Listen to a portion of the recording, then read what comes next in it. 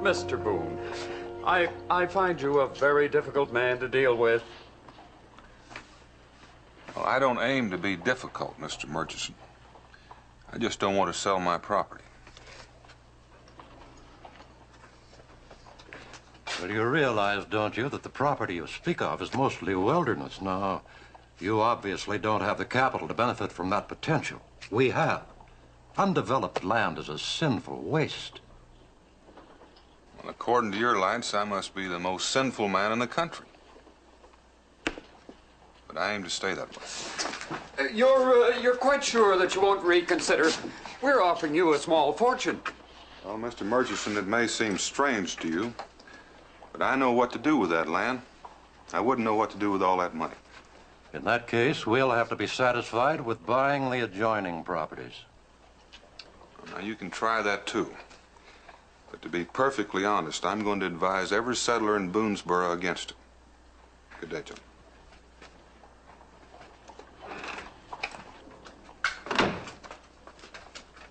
Do you realize that $1 million worth of timberland just walked through that door?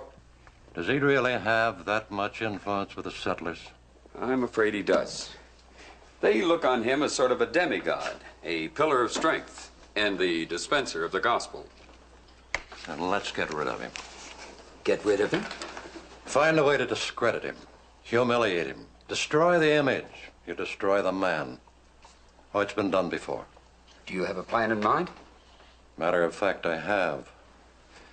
I also have a man in mind who can accomplish it. Another miss. You'll never win a medal with a name like that, Blake. Dots aren't my game.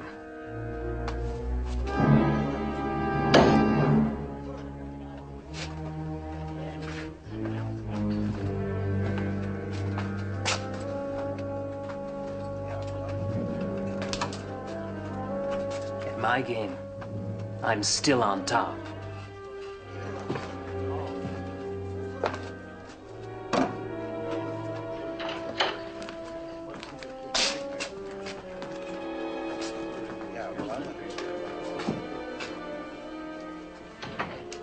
There he is, the big man sitting at the table with his back to the fire. Gentleman Tom Cromwell, former heavyweight champion of the British Empire. And the toast of London. A professional fighter? One of the greatest. According to the records, he's already killed 4 men in the ring with his bare fists, so, I rather imagine he'll be able to face Boone down.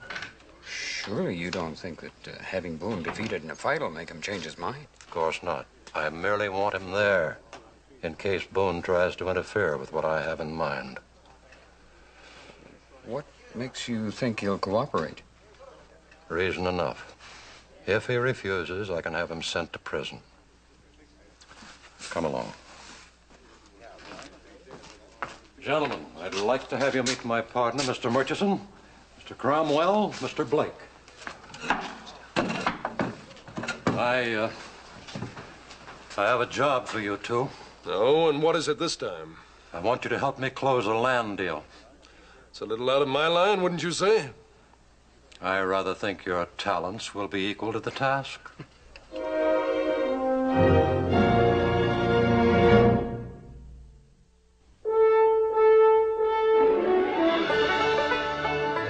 Daniel Boone, what a doer, what a dream come true, was Daniel Boone. From the coonskin cap on the top of old Dan to the heel of his rawhide shoe, the rippenest, roaringest, fightingest man the frontier ever knew. Daniel Boone was a man, yes, a big man, and he fought for America to make all Americans free. What a Boone, what a doer, what a dream come true was he.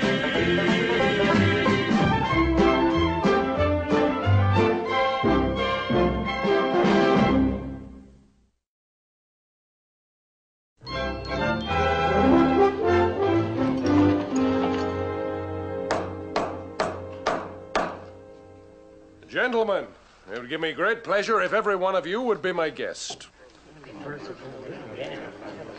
Landlord, broach a keg of your finest Jamaican rum. Why, These here are real English sovereigns. I didn't know there's that much gold in all of Kentucky. There's plenty more where they came from. Well, come along, gentlemen. Haven't you got a thirst? Mister, I sure like the way you say howdy. Cincinnati's ain't opened a keg of Jamaica since way last Christmas. Enjoy yourself, friend. Thank you, sir. Your health. You suppose any of these is Boone? Well, not by the description I have. Well, do you plan on staying around here long, mister? Well, it all depends. If I like the look of things, I might open a branch of my business here. Well, what kind of business you in? Here you are, sir, my card. Continental Fur Company. Buying or selling? I shall be buying. Well, any special kind of varmint? Well, not varmint, sir. Beaver. And I shall buy all I can lay my hands on. You buy this one, mister? Well, that's what I call service. Now, did you really catch that beautiful thing all by yourself? Well, my sister helped me a little bit. Don't you go bothering Mr. Cromwell now, Israel. He ain't interested in no mangy old pelt like that. On the contrary, lad.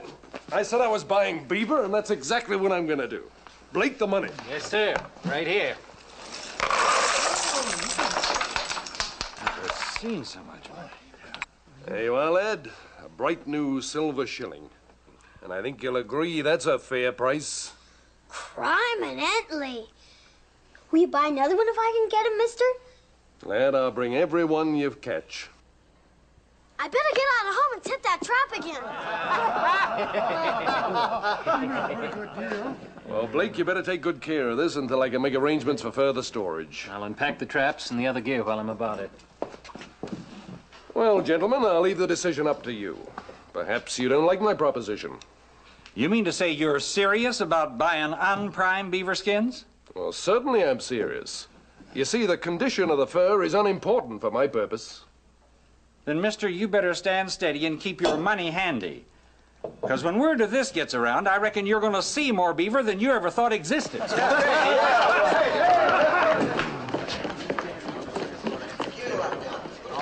Hey, and fellas, if you run out of traps, I'll furnish all you need.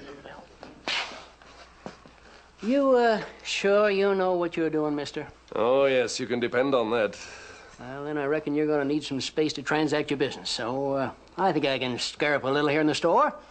It appears that you're being very generous. Yeah, you know, I ain't being generous, just being practical. Having a little liquor handy when them folks come to getting paid off ain't gonna hurt my business none.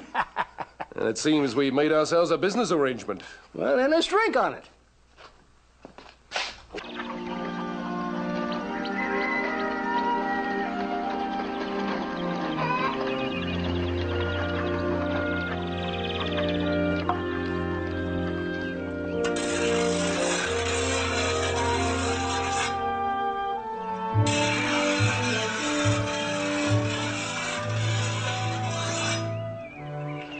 Sharp enough to suit you? Oh, I reckon it'll get the job done. Dan? Oh, This is Ann Denning, Mrs. Hastings' niece. She's visiting from Philadelphia. I've been showing her the valley. pleased to know you, ma'am. Pleasure's mine. I've heard so much about you, Mr. Boone. Will you be staying with us long? Oh, it's so beautiful, I may never leave. I think autumn's my favorite season. Oh, and mine. It's hard to believe it's harvest time again. This year's gone so fast. Well, it's been a good year. Does a man's heart good to see a stand of grain like that. Best crop we ever made. One good thing about it, it'll keep you home until the harvest is done. If I stay here long enough, I'm apt to become a farmer. I know how you feel, but... Pa! Pa! Look what I got! Look what I got, Pa! Israel, where did you get that money? I sold my beaver. You what? I sold my beaver. Mom and me trapped. Well, now, hold on, Israel. You know Cincinnatus wouldn't buy a pelt like that. Cincinnati didn't buy it. The other man did. Well, what other man? The man at the fort. Said he'd buy all the beaver I could get, or anybody else. I better find Mama so I can tip that trap again. That's the strangest thing I've ever heard. Now, why would anyone do a thing like that? I don't know, but I think I better find out. Oh, Mr. Boone, can I walk back with you? I'm afraid my aunt might think I'm lost. Come right along. Thank you, Rebecca. I can't think when I've had such a nice time. Nor have I. Please come back again.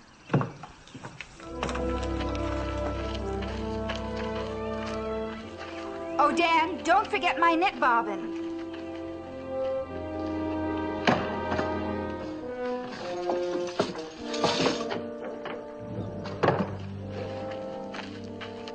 Enter Mr. Daniel Boone. You think that's him? Yes, that's him, all right. He answers the description perfectly.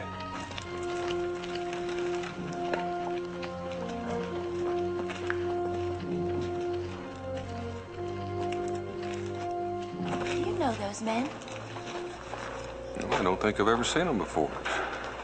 From the way the tall one's looking at you, he must know you.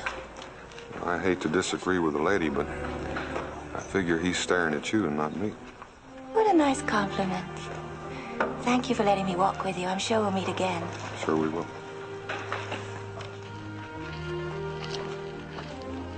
Don't forget your wife's knit bobbin.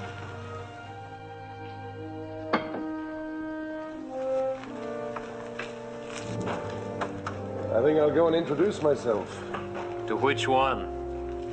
Boone is my first concern. The woman can wait. What can I do for you this afternoon? Well, you can tell me where the knit bobbins are. And you can spread the word that the harvest will start at the Marshall place in the morning. Not unless you figure on doing it all by yourself, it won't. What do you mean by that? Help me with this bitch, will you? Ain't you heard? We got a booming beaver. Everybody's busy setting out a trap line. And Israel was right. Somebody really is buying summer pelts. Yeah, that's correct. I'll get you them bobbins. I'd like to meet this man. I think that can be easily arranged.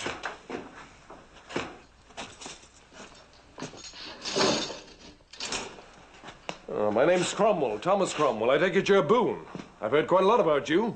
Well, I've heard a lot of things about you, too. Yes, news does travel fast, doesn't it? Would you care to join me for a drink? I understand you're buying beaver skins. That's correct. A shilling apiece, in case you're interested. Well, I'm not interested, Mr. Cromwell. But you might say I'm curious. Well, any questions you may have, I'd be only too pleased to answer them. Well, now, you know as well as I do that those skins are worthless this time of year. Yes, but not for my purposes. Well, what are your purposes, Mr. Cromwell? The skin is no good for leather, and the fur is bad. Then let's just say it's a gesture of goodwill. If I employ these people now, they'll trap again for me in the fall instead of a competitor. And by fall, there won't be any beaver left to trap. For that, I have no answer.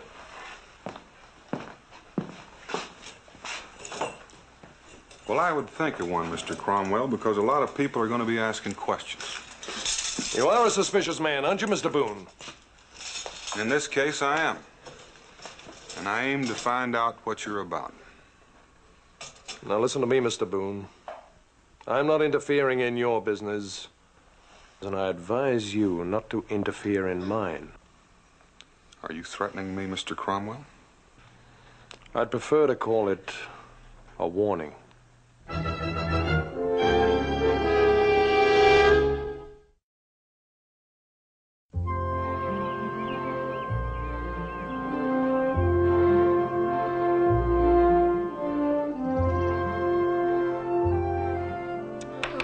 Slow this way. We need more traps.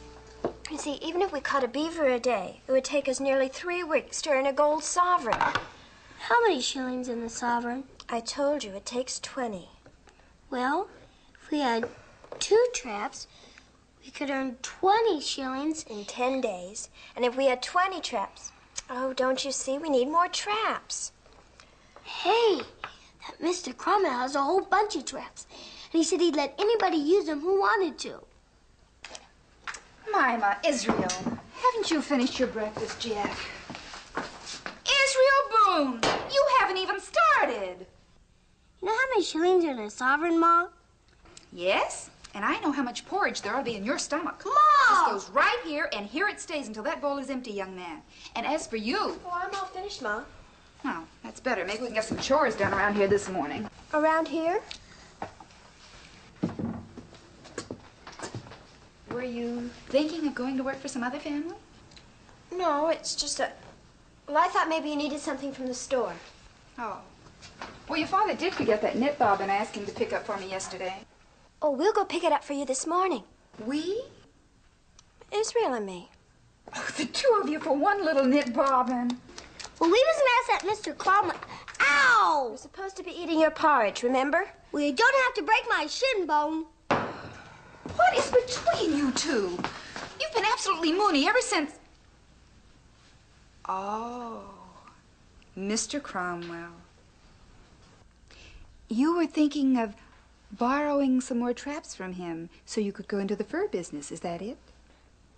Well, we didn't figure on setting up at a business exactly. It's just in our spare time, kind of.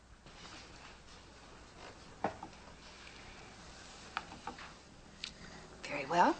Go ahead and ask him. Gee, thanks, Mom. I'll be right back.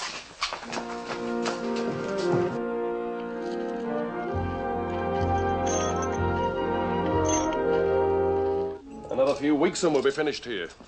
I wonder what they're going to do with all those filthy pelts once we leave. I just hope we get a good head start before they find out what's been happening. Oh, don't fear, we'll have a good enough lead. I'll tell them we're going into Salem to make a deal on the fur. They're gullible enough to believe in that. Unless Boone gets wise. Oh, I'll take care of Mr. Boone. If you don't, I will. Now, you keep that knife of yours up your sleeve where it belongs. I don't want us hunted down by the law for murder. That would be nothing new for you, would it? You shouldn't have said that, Blake. Why shouldn't I? It's true, isn't it?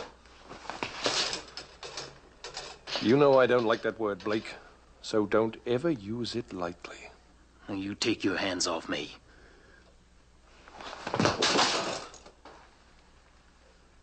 I don't like to be pushed around either. You remember that. Mr. Cromwell, you remember me. Well, of course I remember you, lad. Well, have you brought me another beaver? Well, that's what we came to see you about, Mr. Cromwell. Now, don't tell me you're the sister that helps this young fellow with his trapping. Yes, sir. I'm Jemima. Well, this is a pleasure. Well, come on, lad. How about the beaver? Well, the problem is we only got one trap. And we figured if we had more, we can make money faster. Well, that's pretty good figuring, lad.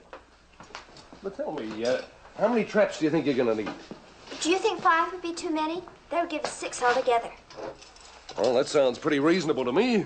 We'll take real good care of them. I'm sure you will. Here you are, lad. I'll just give your name to Mr. Blake there, and he'll enter it into the ledger and keep our record straight. Israel Boone. Any relation to Daniel Boone? He's my pa. He's her pa, too. What are you laughing about? Well, excuse me, miss. I just thought of something funny. I think we better be going, Israel. Or I'll take half of it.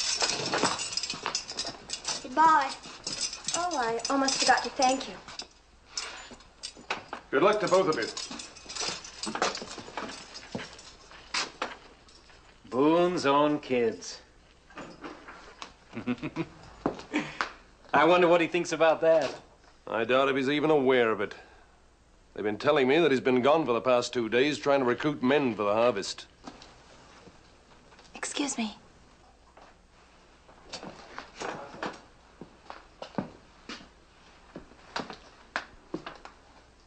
Can I be of any assistance? Oh, I'm afraid not. I was looking for Cincinnatus. I'm afraid he's busy out there in the storeroom at the moment, but can I be of any help, Mrs. Denning, Anne Denning, Mr. Cromwell. You see, I've heard about you. And, it's Miss, not Mrs. Would you care to come in and wait? Oh, thank you. I'll come back later.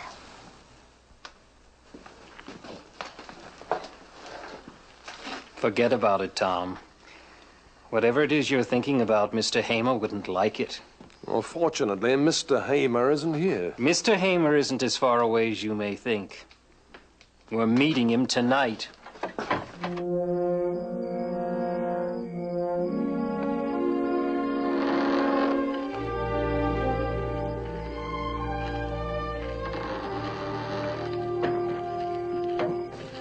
realize, of course, that you're ruining my reputation. Judging from the way I behaved yesterday morning, you must think me a bold, brazen hussy. A mistaken first impression. Please accept my apologies. Oh, there's no need to apologize. It was quite deliberate on my part. But then I thought that a man of your background would recognize it as a trick that women sometimes use to gain attention. Of my background? Well, what I imagine your background to be. And what's that?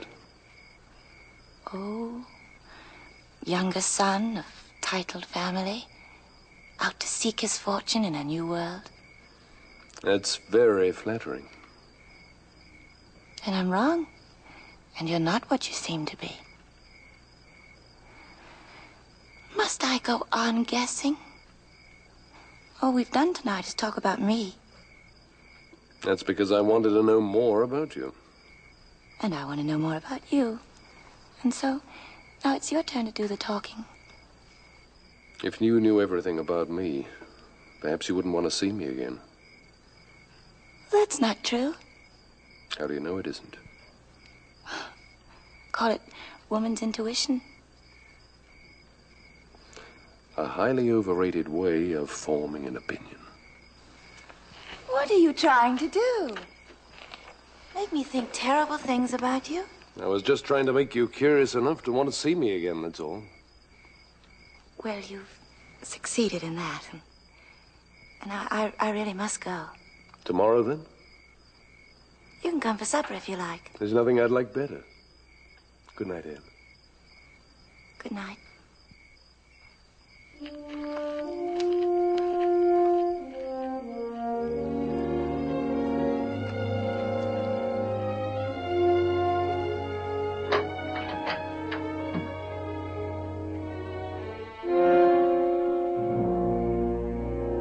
What took you so long? Oh, we couldn't leave without some sort of explanation. I suppose not, but that's unimportant now. How are things progressing? Smooth as silk, sir. Smooth as silk. They took one look at the money and swallowed our story, hook, line, and sinker. There's a few of them haven't borrowed extra traps yet, but they'll come around. You can bet there'll be no crops harvested in Boonesboro this year. My word on it. It'll be a hungry settlement before the winter's done. A hungry settlement or an empty settlement, it doesn't matter. Just as long as they'll be forced to sell. You can depend on it. What about Boone? He's away right now trying to recruit men for the harvest. The settlers are paying no attention to him. Without their help, he'll be forced to give in. Well, I want more than that. Then give me time. If I'm to kill Boone, the challenge must come from him first. That was part of our agreement. Oh, yes, of course. Well, I don't care how you accomplish it. I just want Boone dead.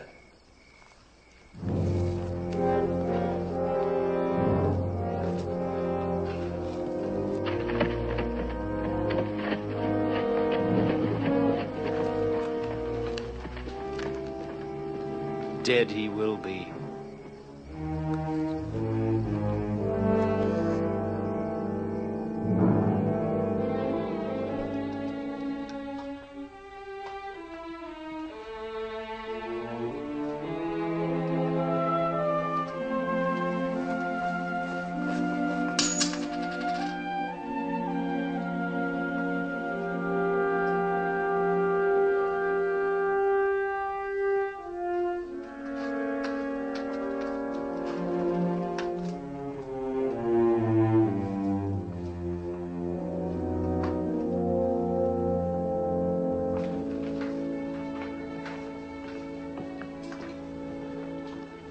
You look awfully tired, dear. And depressed. Want to talk about it? You know, I've talked so much these last 3 days, I'm all talked out. Nobody listened. Almost nobody. Well, darling, greed's a common failing. Perhaps you expect too much of people. I suppose so. Just sudden change. I thought I knew the folks we came out here with. Thought they wanted the same thing we want. Our own land, Enough room for our children when they grow up, too. But it appears that's not what they want after all. Mama, what are you doing up? Paul, I heard what you were saying. I'm sorry. I just didn't understand. I'll talk to Israel in the morning. We won't go trapping anymore. Well, you're not to blame, Mama. Now, you going up to bed. All right, Paul. Good night, Ma. Good night, dear.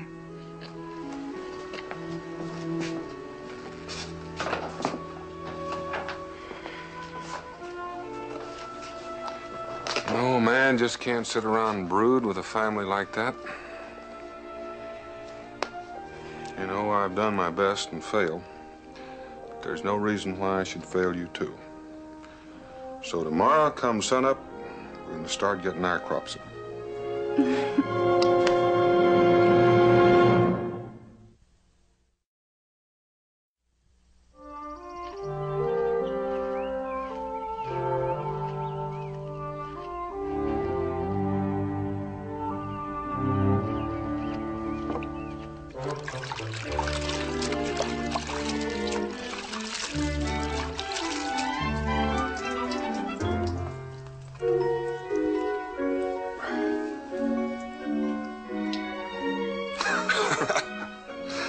Bingo! What are you doing here? Why aren't you out trapping like all the rest? I thought you might need some help with the harvesting. Word gets around. Yes, even the Cherokee are beginning to talk. They say there's a madness in Boonesboro. They watch the white man wading the streams from dawn till dusk, trapping for furs that are not yet in their prime. While at home, they let the crops grow rank in the fields. A whole summer's labor wasted. They're right about that. You have tried to stop them, Daniel. Well, talking doesn't do much good when somebody else cries goal. You have another one of these? Well, now, don't tell me they taught you to use a scythe at Oxford. Well, it wasn't on the regular curriculum, but I learned quickly. Well, now, if you're serious, I reckon Cincinnatus has a few to spare. Nobody else is using them around here. Becky! Yes? Gonna go at the fort and pick up another scythe. Mingo's gonna help with the crops. Be back soon. We'll be ready.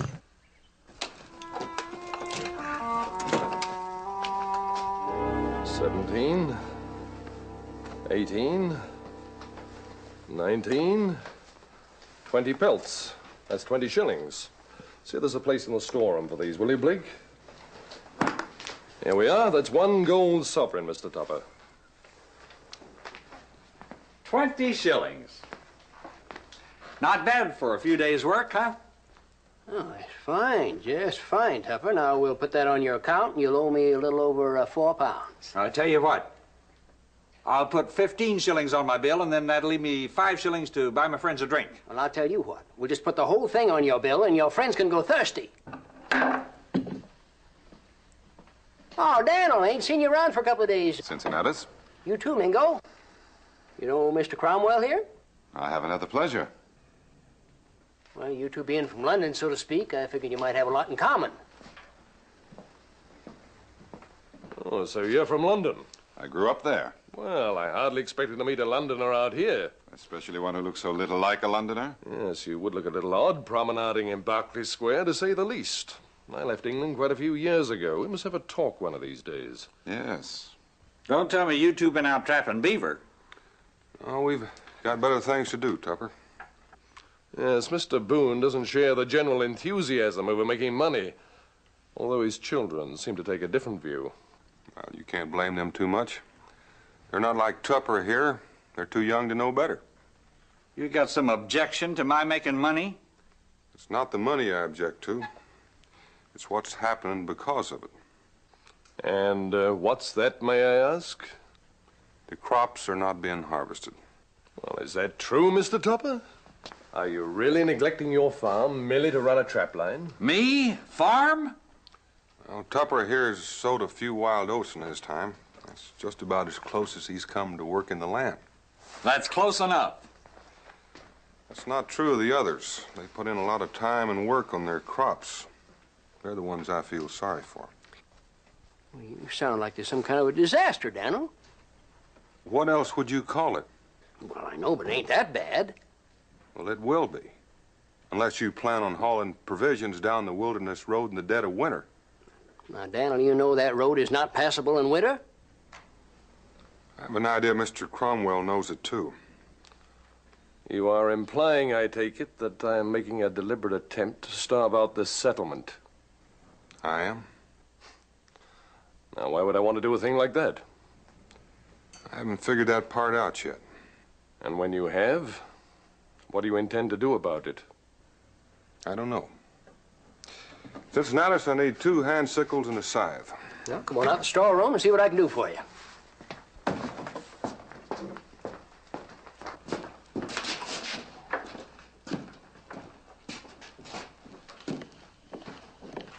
It appears as though I rubbed Mr. Boone the wrong way. Don't pay him no mind, Mr. Cromwell. He don't own the settlement, even if it is named after him. Well, thank you for your vote of confidence, friend. Yeah, buy yourself a drink. Thank you, Mr. Cromwell. Your health, sir. Looks like you'll have to be the one to pick this fight. Boone isn't going to start it. Well, perhaps it won't even be necessary. Are you welshing on your bargain? I wish I could. I told you to stay away from this Denning wench. She's the cause of this. Now, listen to me, Blake. I'm going to tell you something. If you so much as mention her name again, I'm going to break your neck. Well, anyway, here's your scythe, Daniel. I'll get them sickles for you directly. I swear I don't know where that boy puts things. Jericho! Get in here and help me find these things. Where'd that boy leave things alone where I put them? I know it was left right here, and I tell him to leave things here, but he always puts them someplace else. I'll find it. Just throw it in here someplace. All right, get over here. Watch out! Look out! Daniel, why is that man Cromwell trying to pick a fight with you? You've noticed that, too. It's quite obvious. Take my advice, Daniel. Don't fight him. Yeah, I hope I don't have to. Cromwell. Cromwell. It seems to me that there was a man in London named Cromwell who fought for prize. Well, this man hasn't got the marks of a fighter. If it's the same Cromwell, he was so clever that very few of his opponents were able to land a blow on him. A champion professional fighter. Yes. Champion at one of London's more interesting diversions. 2 men fight with their bare fists until only one of them is left standing. The winner receives a prize in money, but the loser frequently is left crippled or dead. So be careful, Daniel. Do what you must do, but if it comes to a fight, try to have it on your terms, not his.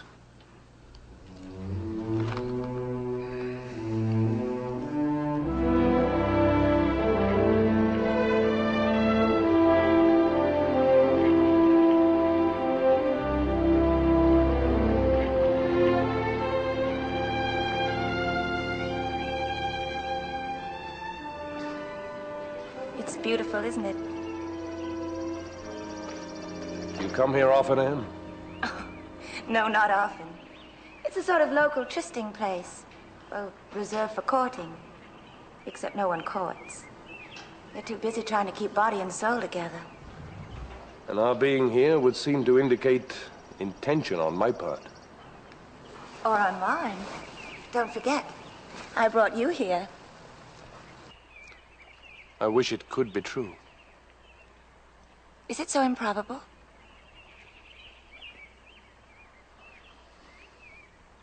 Yes, Anne, it is.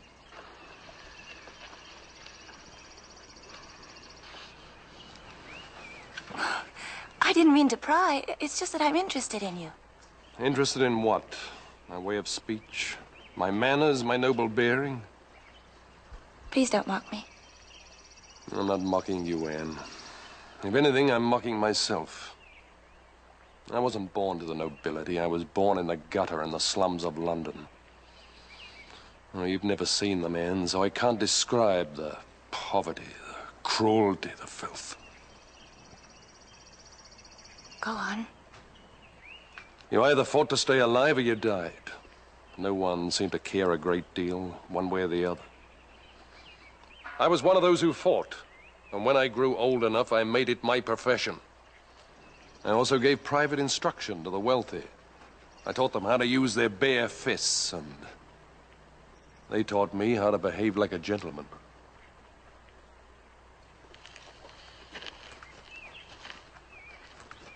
And that's what you were afraid to tell me? You couldn't choose the place where you were born.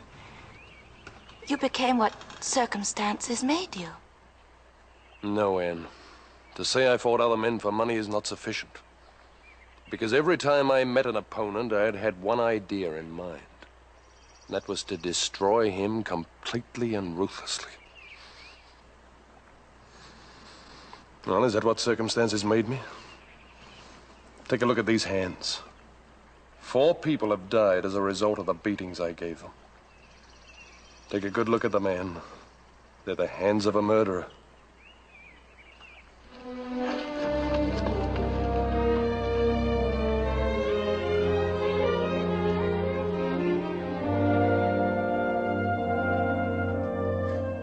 Rewards of honest toil. I told you I wasn't cut out to be a farmer. Oh, maybe not, but you put on a pretty good imitation of one today. I'll get some grease and bandages for those blisters. Daniel! Daniel! You'd better come with me, Daniel. Your woodlot is on fire.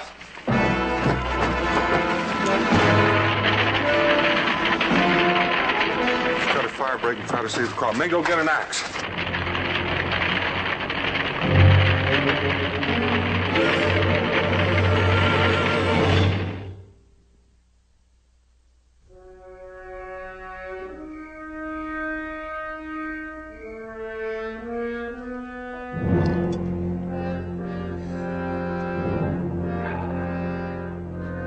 Fill it up! It's against my best interest, Mr. Cromwell, but don't you think you've had about enough? I'll be the judge of that. Well, it's your headache, not mine.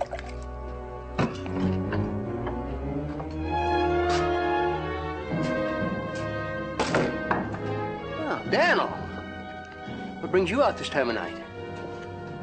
I want to have a talk with Mr. Cromwell here. And you better make it some other time, because right now I'm rather preoccupied. Right now we talk. Don't ever lay your hands on me again. Daniel, whatever in the world got into you? Somebody tried to burn me out tonight. What do you know about it? Burn you out? That's what I said. In that case, I'll excuse your lack of good manners. I said, what do you know about it? I might be a great many things, Boone. But an arsonist, I'm not. That's right, Daniel. He couldn't have done it. He's been here drinking ever since late afternoon. Well, in that case, I apologize, Mr. Cromwell. And now I'm going to ask you for a favor. I never thought of you as being a man who'd ask a favor of anyone. I'm not asking for myself. It's for the whole settlement. You want me to stop buying furs so that you can get your harvest in? 10 days, 2 weeks at the most. I'm sorry, my friend, I can't accommodate you. You can't, or you won't. Any way you wish. The answer's still the same. Now, it seems to me you're being just a little disobliging, Mr. Cromwell, seeing as how you ain't even shipped the pelt you got yet. Well, it ain't as though the world's coming to an end. Never mind, Cincinnatus. I asked and I got my answer. I never thought of you as being a man who'd give up so easily, Boone. I'm not giving up, Mr. Cromwell. I'm just through asking.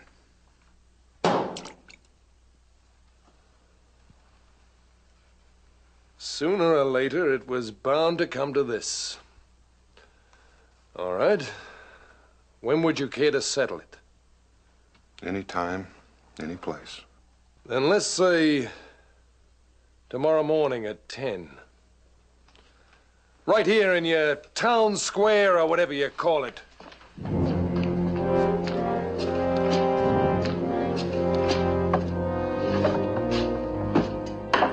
Well, he seems all powerful sure of himself, doesn't he, Daniel? You just wonder how he's gonna feel tomorrow. Just wondering the same about me.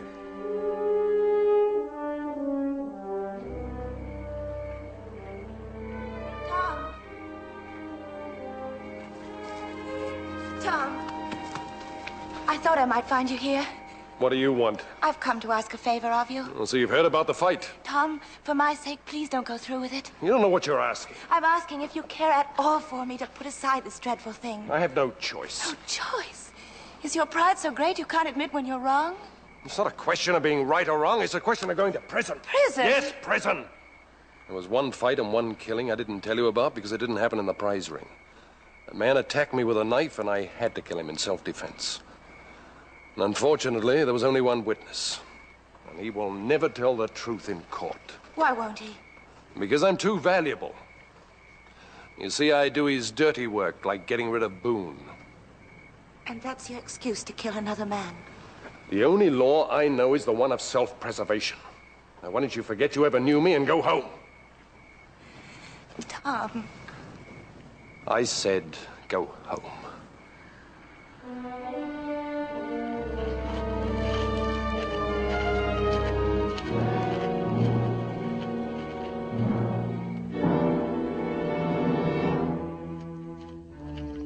Ann Denning. What would she be doing out here this early in the morning? Ann, is something wrong? I heard about the fight. I wanted to warn Daniel. Becky, maybe you'd better get the breakfast on. What fight? And what is it you don't want me to know? You mean you didn't know? It's all over the valley. I thought... Oh, I am sorry, Daniel. Don't fret. I was going to tell you after. Well, that's just fine. So I think you better tell me now. Well, it seemed to be only one way to get the menfolk around here to stop trapping long enough to get the harvest in was to make Cromwell stop buying up pelts for a while. So you came to an agreement. You're going to fight to make him stop? Well, it appears to be the only way to get it done. But you mustn't fight him, Daniel. That's what I came here to tell you. He isn't an ordinary man. Becky, I sure would like to have some breakfast before I go to the fort. Not until I know what this is all about. All right, Ann. He used to fight for prize in England. Is that what you wanted to tell me? It's more than that. He's very dangerous. He told me that he's killed men with his bare hands. Dan. Well, it isn't like I didn't know what I was up against, Becky. I'll be all right. I want to thank you for wanting to help. I don't know if I wanted to help you, Daniel, or if I wanted to keep Tom from fighting again. He means something to you? He was beginning to mean a great deal to me, and then he told me what kind of a man he was, and I thought I would never want to be near him again, and now I don't know. Why don't you stay here with Becky, Ann? She's pretty good at helping people get their feelings sorted out. You're going to go then?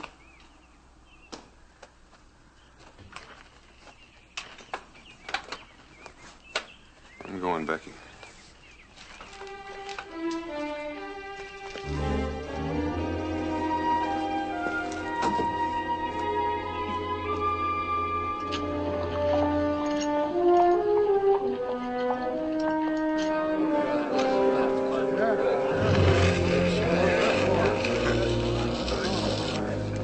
Now, you understand the purpose of the line, I suppose.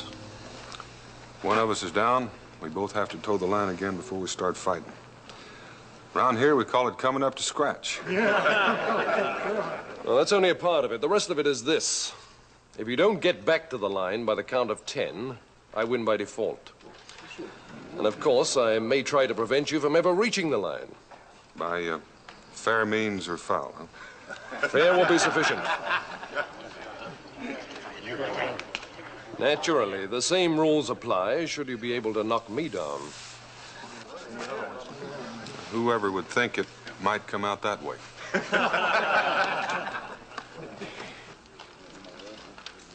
I expect that he'll be very fast with his hands. And he'll know more about wrestling than both of us put together. You see, in the type of fighting that he's used to, it is permissible to use wrestling holds and also to kick a downed opponent while he's trying to rise. So if you do try to get up, make sure that you can do it quickly. Presuming, of course, that he's able to knock you down in the first place. Well, thanks for that.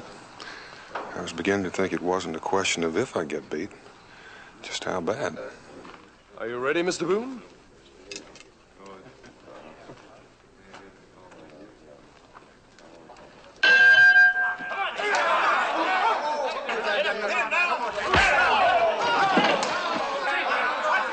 Daniel, come on, get up.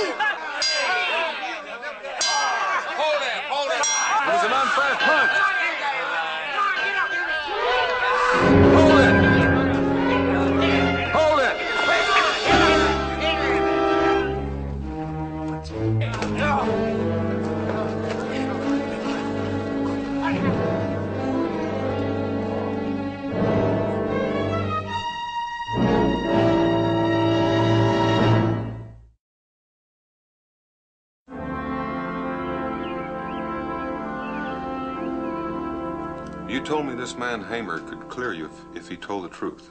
Yes, I did. I just might be going along to Salem with you. Hiring a man to commit murder is a serious offense. If I agreed not to press charges, perhaps Hamer and I could come to some arrangement.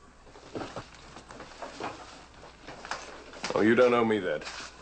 We owe you a great deal more than that. After all, that knife was meant for Dan. Well, thank you both. You're more than generous. Ann? Let me know when you're going to leave for Salem.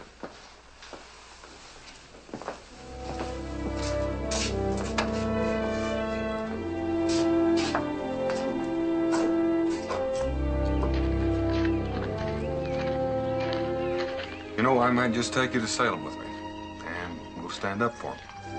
You know, I might just take you up on that.